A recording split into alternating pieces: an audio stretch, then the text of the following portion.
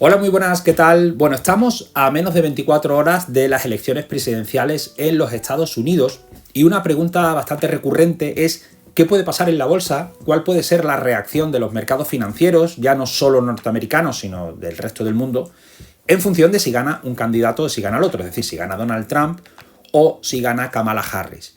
Bueno, a día de hoy las encuestas están dando un empate técnico entre ambos candidatos. No olvidemos que venimos de un momento en el que Trump aventajaba por una distancia importante a Biden, yo creo que por razones evidentes.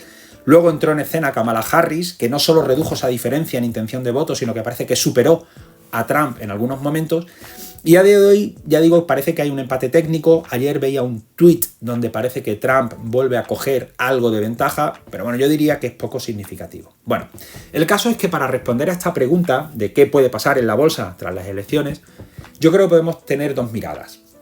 Por una parte, analizar qué ha sucedido en otras elecciones pasadas, ver las estadísticas, ver la historia, y luego echar una mirada a cuáles son las propuestas económicas de ambos candidatos para ver si esas propuestas económicas son más ventajosas o menos ventajosas para la economía y también, evidentemente, para los mercados financieros. Vale, en cuanto a la primera línea, aquí he traído un primer gráfico y un par de artículos, y en este primer gráfico lo que se muestra es la reacción de la bolsa en el día de las elecciones y justo el día después de las elecciones, ¿vale? La bolsa la entendemos aquí como la rentabilidad del índice SP500. El SP500, como ya probablemente todos sabéis, son las empresas, las 500 empresas de mayor capitalización de los Estados Unidos. Es decir, las 500 empresas más gordas de los Estados Unidos. Bueno, pues lo que estamos viendo aquí es ese retorno del SP500 el día de las elecciones y el día después de las elecciones, desde 1928 hasta 2020 y 2024, que evidentemente todavía no se ha producido. Por ejemplo, 1984, el rendimiento del SP500 el día de las elecciones fue de un 1,09%. Y justo el día después de las elecciones fue de un menos 0,73%. No hubo cambio de presidente, los republicanos se mantuvieron en la Casa Blanca y el presidente fue Reagan. ¿Vale? Bueno, pues, ¿qué es lo que llama la atención de todos estos retornos que tenemos en esta columna de aquí? Pues yo diría que las variaciones son muy poco significativas. A excepción, ¿vale?, de 1932, 48 y 2008, que sí, hubo una caída de un menos 4,42, menos 4,61, menos 5,27. Tal vez esta de 1940 la podríamos incluir con una caída de menos 3,32. Pero claro, fueron años de crisis importantes, de crisis financieras, el crash del 29, la crisis financiera del 2008. La variable presidente no era la más importante, había otras variables macroeconómicas que impactaron en los mercados de una manera mucho más importante.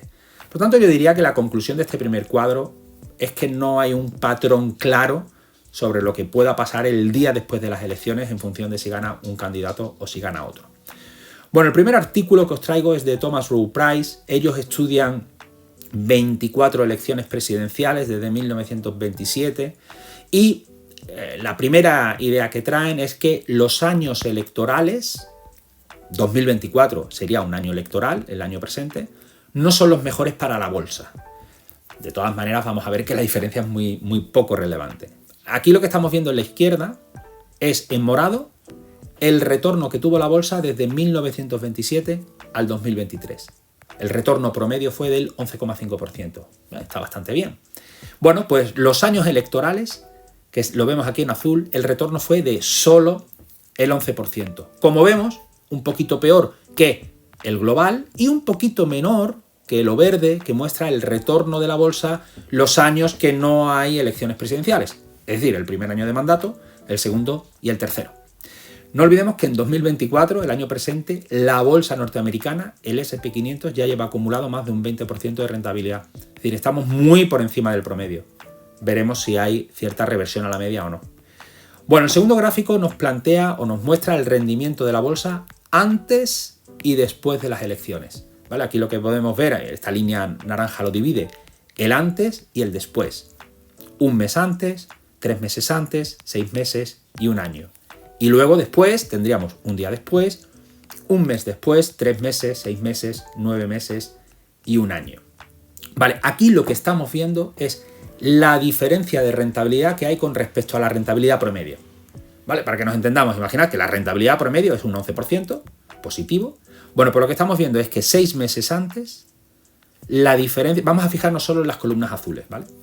La rentabilidad del SP500 estaba 4,2 puntos por encima, en términos promedios, que la media, en torno al 15% aproximadamente.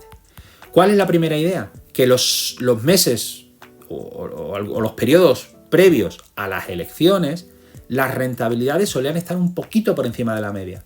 Sin embargo, después o tras las elecciones, los rendimientos de la bolsa suelen estar un poquito por debajo de la media. Siguen siendo positivos, ojo, pero por debajo de la media. La explicación que da el informe es que igual aquí los electores pues, se sienten un poco decepcionados por el presidente, esas promesas electorales que se hicieron pues se ven que igual no se van a llevar a cabo, etcétera. Viene un poco la desilusión, por lo tanto la desilusión hace que baje un poco la actividad en los mercados, baje la demanda y que puedan caer un poco el precio de las acciones. No lo sé, pero bueno. El segundo es que a la bolsa le suele sentar mejor que no haya cambio de presidente. Es decir, en este caso que continúe Kamala Harris. Es verdad que Kamala Harris no ha sido la presidenta de los Estados Unidos, pero estaba en el gobierno de Biden, ¿no? Bueno, y aquí también lo que vemos es la diferencia entre el antes, qué pasa antes y qué pasa después. Un mes antes, 3 meses, 6 meses y un año, y un día después, un mes, 3 meses, 6 meses, 9 meses y un año. En azul vemos el rendimiento de la bolsa si el presidente no cambió, si se mantiene el mismo en el cargo. Y en verde, el rendimiento de la bolsa cuando hay cambio de presidente. ¿Qué es lo que llama la atención de la izquierda? Pues que la bolsa tenía unos rendimientos más altos cuando luego no hubo un cambio de presidente. En cambio, los rendimientos de la bolsa eran peores y luego se produjo un cambio de presidente. Esto puede tener un sentido cuando las cosas van bien, la economía va bien, el patrimonio de los ciudadanos norteamericanos, que no olvidemos que invierten mucho en los mercados financieros, es alto y es creciente, están más contentos y no tienen una necesidad imperiosa de cambiar de presidente. Le dan cierta continuidad y buscan la reelección del presidente. En cambio, cuando el efecto riqueza disminuye, se pueden sentir un poco más desilusionados y buscan un cambio de presidente. Sin embargo, tras las elecciones parece que el rendimiento en ambos casos pues es más o menos similar. Bueno, podríamos buscar matices, pero es positivo y más o menos similar. Y luego el segundo artículo es de US Bank y lo que plantean es que tenga significancia estadística, o sea, que realmente sea relevante, solo hay 3 escenarios posibles. El primero sería que la Casa Blanca esté controlada por los demócratas y el Congreso esté controlado por los republicanos. Es decir, que el poder esté dividido, que nadie tenga el control de todo. Esto para ellos tiene significancia estadística, es decir, existe cierta correlación, y los retornos suelen estar 1,67% por encima de la media. Suele ser un escenario positivo para la bolsa. El segundo escenario que tiene significancia estadística es que la Casa Blanca esté controlada por los demócratas, pero el Congreso esté dividido. Bien, en este caso, los retornos suelen estar 1,75 por encima de la media. Y el tercer escenario que tiene sentido desde el punto de vista estadístico no sería tan beneficioso para la bolsa porque daría unos retornos de menos casi el 1% con respecto por debajo de la media y sería un escenario donde la Casa Blanca está en poder de los republicanos y el Congreso está en poder de los demócratas. Todos los demás escenarios no parece que tengan ningún tipo de significancia estadística y por lo tanto son irrelevantes. Bien. Bueno, la segunda mirada que podemos hacer es ver cuáles son las propuestas económicas de ambos candidatos y ver si tienen pues, más o menos sentido y son más o menos beneficiosas para la economía, para los ciudadanos y para la bolsa. Bueno, yo para empezar no me suelo creer mucho lo que digan los políticos en cuanto a promesas electorales, porque ellos si te tienen que vender la luna, te la venden sin ningún tipo de problema. Luego la realidad que se encuentran es menor, es verdad que puede haber una cierta agenda que poco a poco se vaya instaurando, que puede ser perjudicial, pero bueno, veremos qué es lo que sucede luego con la realidad. En cualquier caso, por las declaraciones que ellos mismos han hecho, por lo que se va filtrando en los medios de comunicación, parece que En el tema de aranceles, aquí Donald Trump es muy beligerante y ha hablado de imponer unas tasas del 20% a cualquier producto que venga del extranjero. Ahí, directamente. Y de un 60%, e incluso se ha hablado de un 100%, a lo que venga de China. Aquí hay que entender la guerra comercial tan importante que hay en el sector del automóvil, que ya sabemos que los chinos, con lo eléctrico, están adelantando a todo el mundo por la derecha. Y este es un sector muy sensible en los Estados Unidos. Aquí Kamala Harris, muy para mi sorpresa, parece que se ha mostrado crítica con esta posición de Donald Trump y no parece que en términos arancelarios vaya a hacer algo, aunque también leí que quería implementar algo. Veremos, porque desde luego la presión del sector va a ser importante, ¿no? Y eso parece como la solución fácil. Desde luego no es lo mejor. Aquí en rojo, por cierto, he puesto lo que creo que es malo para la economía y para la bolsa, y en verde lo que creo que puede ser un poco mejor. Bueno, en cuanto a impuestos de sociedades a las empresas, Trump plantea una bajada del 21% al 15%, lo cual es muy positivo. Y aquí Kamala Harris, justo lo contrario, subirlos del 21 al 28%. En cuanto a gasto público, bueno, aquí hay un montón de propuestas que, bueno, yo he querido traer aquí, por ejemplo, la idea de que Trump quiere contar con Elon Musk para reducir el peso del Estado. Parece que también quiere reducir algunas ayudas a las energías limpias. También es verdad que quiere aumentar el gasto militar. Kamala Harris parece que se centra más en vivienda pública, con la construcción de 3 millones de viviendas en 4 años, dar créditos fiscales a las compras por primera vivienda.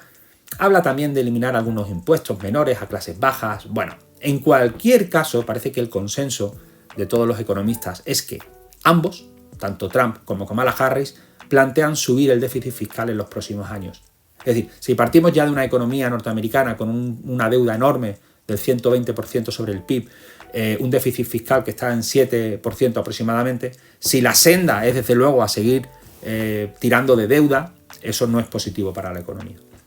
Y luego un par de aspectos menores, pero creo que también pueden ser relevantes, es en tema de control de precios. Aquí Kamala Harris ha hablado de aplicar precios máximos en supermercados, lo que son alimentos y productos de primera necesidad.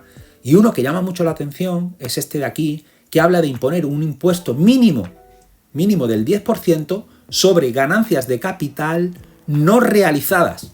Y ahora vamos a explicar qué es esto. Eso sí, para grandes fortunas. Pero en cualquier caso, aunque sea para grandes fortunas, es igual de inmoral que si se hiciera para clases medias o clases bajas. ¿Qué implica este impuesto? A ver, pensemos en Elon Musk, que sería uno de los millonarios a los que afectaría esta medida. Bueno, como sabemos, Elon Musk es accionista de Tesla. Tiene, si no me equivoco, un 22% de las acciones de la compañía. El valor de Tesla ahora mismo en el mercado es de unos 800.000 millones de dólares. Como Elon Musk tiene el 22% de las acciones, el patrimonio de Elon Musk en acciones de Tesla a día de hoy es de unos 175.000, 800.000 millones de dólares. ¿Vale? Bueno, vamos a suponer que el año que viene Tesla sube un 10%. Las acciones de Tesla suben un 10%. La ganancia latente, que no es realizada, latente de Elon Musk por el patrimonio que tiene, sería de unos 17.000 millones de dólares. Pero es una ganancia que no ha materializado. Pensemos que Elon Musk no tiene intención de vender sus acciones de Tesla en los próximos 5 o 10 años. Vamos a suponer ese escenario. No ha materializado esa venta, no ha vendido las acciones, sigue manteniendo el 22% de las acciones de la compañía. Y sí, tiene una ganancia patrimonial. Bueno, pues por esto, Kamala Harris le quiere imponer un impuesto del 10%, que implicaría pues, un pago de unos 1.700 millones de dólares. Bueno, imaginad ahora que el segundo año, que puede pasar por la propia volatilidad de los mercados financieros, las acciones de Tesla caen un 20%.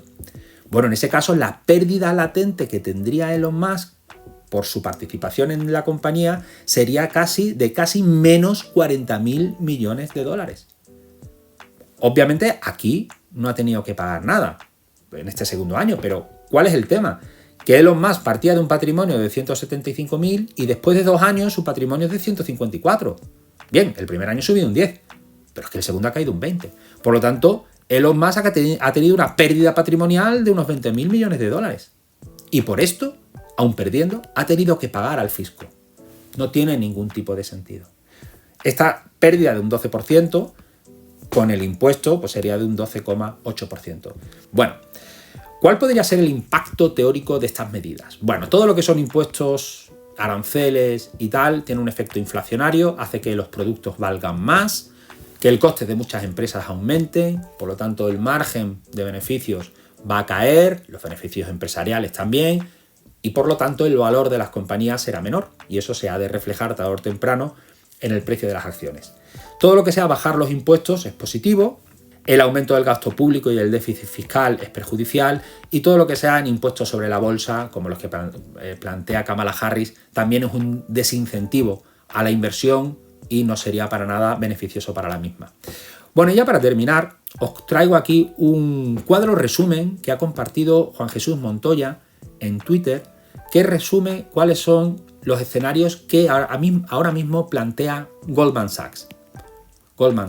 Bueno, Goldman Sachs plantea que hay una probabilidad del 25% de que Trump gane con Congreso y Casa Blanca.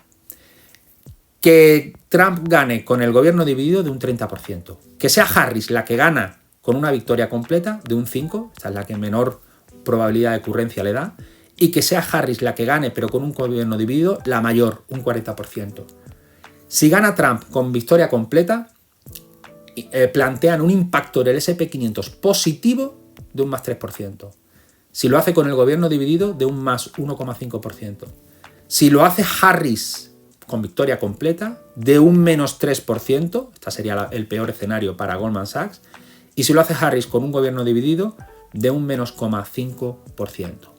Lo que llama la atención es que Goldman Sachs plantea un escenario o la probabilidad de reacción de la bolsa contraria a lo que ha sucedido en épocas pasadas. Hemos visto que lo que parece que mejor le sienta a la bolsa es que haya continuidad en el gobierno, en este caso que sí, que se mantuviera Harris, y en cambio le da un impacto más negativo, y además que sean los demócratas los que continúan, en este caso sería también Harris, por lo tanto no los republicanos. Bueno, veremos. Yo en cualquier caso, y por concluir, para mí, aunque se pueda haber alguna correlación en algún dato y alguna reflexión que pueda ser cierta, para mí no hay patrones realmente que podamos sacar para hacer una apuesta que puede pasar mañana y en los próximos 3 meses. Me parece una temeridad. Vale, sí, es verdad que el retorno parece que es un poquito más bajo en los años electorales, pero estamos en un 2024 con un más 20 y pico % de rentabilidad acumulada, una locura.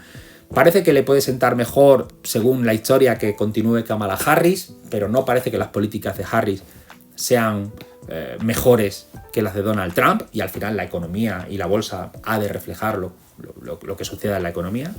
Y luego sí, yo creo que a corto plazo el impacto siempre va a ser anecdótico, aunque a largo plazo, eso sí, todo lo que se puede aplicar de políticas económicas, lo que pueda pasar con la inflación, lo que hagan los bancos centrales, ahí es donde va a estar la clave de lo que pueda suceder. Por lo tanto, la mirada la tenemos que poner, no tanto si gana hoy uno u otro, sino ver cuáles son las políticas que realmente van implementando, cuáles son sus consecuencias en la economía, cuál es su impacto en la inflación y, en consecuencia, cuál es la reacción de los bancos centrales y en qué medida las empresas pueden seguir generando beneficios empresariales. Así que, bueno, nada, aquí veremos qué es lo que sucede y pase lo que pase, seguro que aprendemos. Venga, un saludo y hasta la próxima.